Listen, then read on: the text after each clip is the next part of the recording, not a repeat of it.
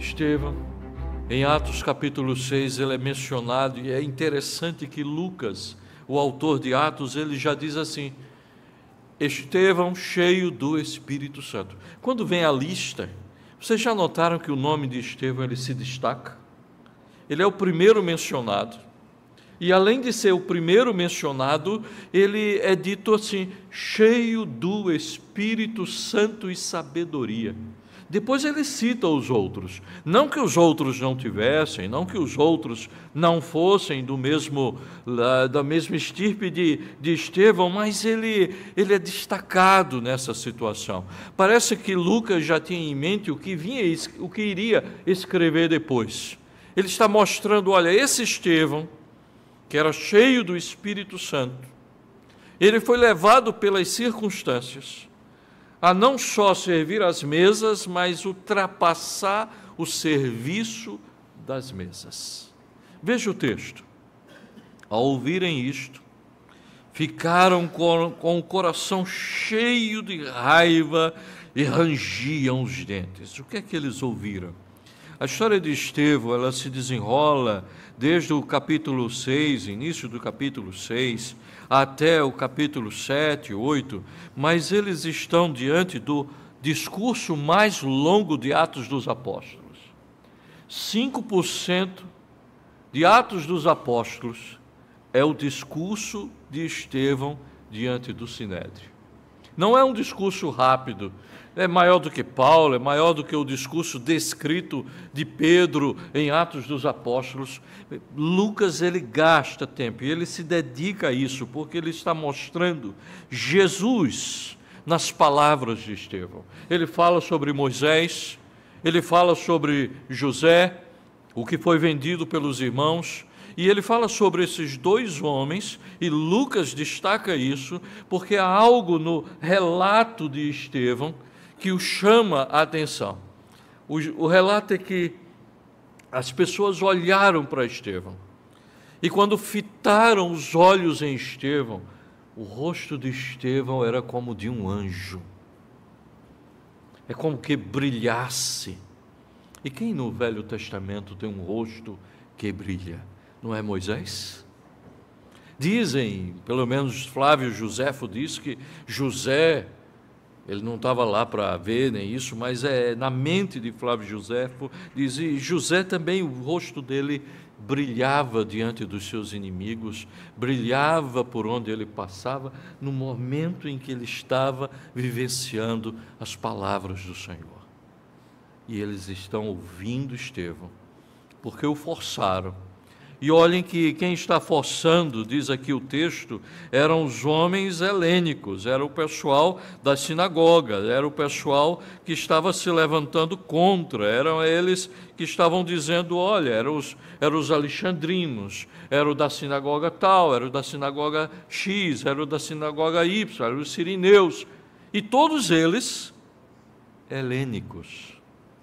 Os helênicos não eram os hebreus, mas eram pessoas gregas que tinham abraçado a princípio o judaísmo e que posteriormente estavam vivenciando o cristianismo. Então eles eram judeus helênicos, eles eram judeus que tinham ido para a diáspora e agora voltavam, e as pessoas olhavam para eles e achavam esse pessoal cheio de ideias, cheio de coisa estranha, mas eles perturbavam muito a igreja.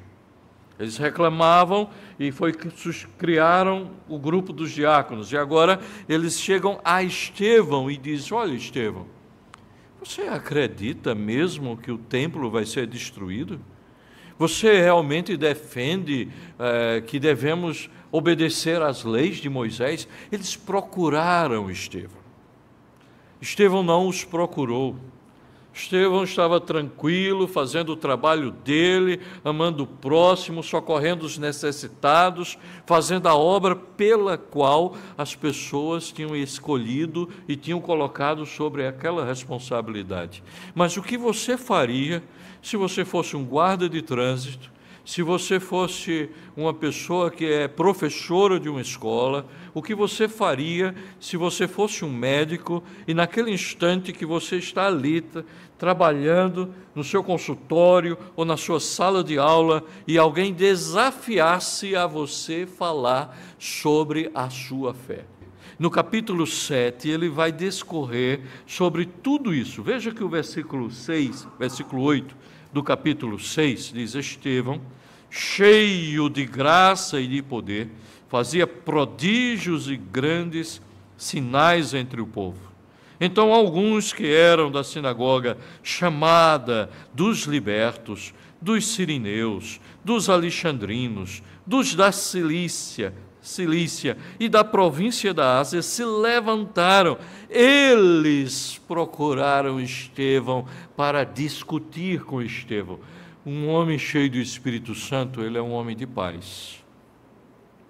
Ele não é dado à discussão, não é dado a bate-boca, por isso que na descrição dos presbíteros, das qualidades dos presbíteros e dos diáconos, eles não são pessoas irascíveis, não são pessoas irritadíssimas, não são pessoas que dizem assim: eu não levo desaforo para casa, eu resolvo isso logo. Não, eles levavam, eles andavam a segunda milha, eles levavam a bofetada, e eles viravam o rosto e sofriam, mas eles nunca negariam a sua fé em Jesus Cristo.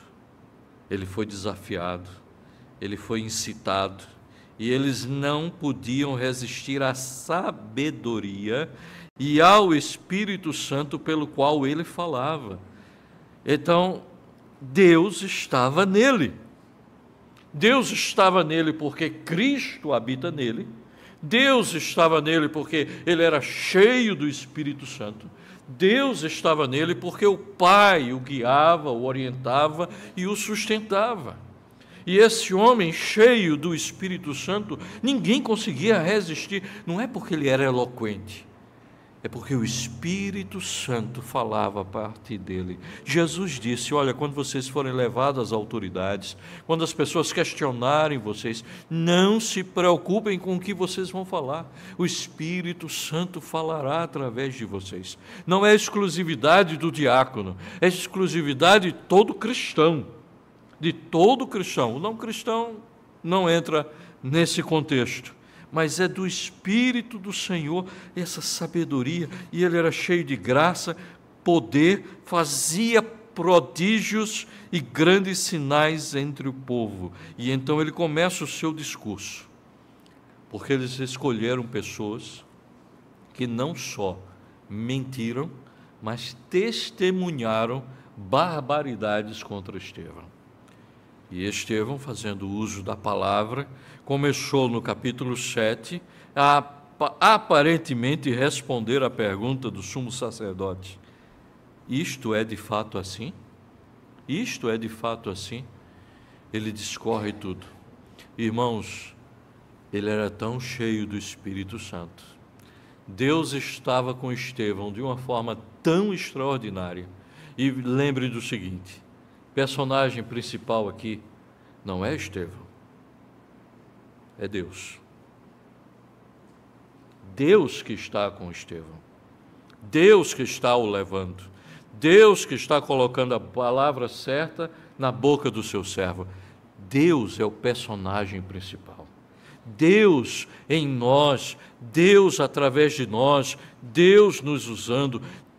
Mas o que Estevão dizia era: Jesus Cristo foi rejeitado por vocês. Jesus Cristo, vocês o crucificaram. Os pais de vocês o mataram. Vocês também são responsáveis por isso.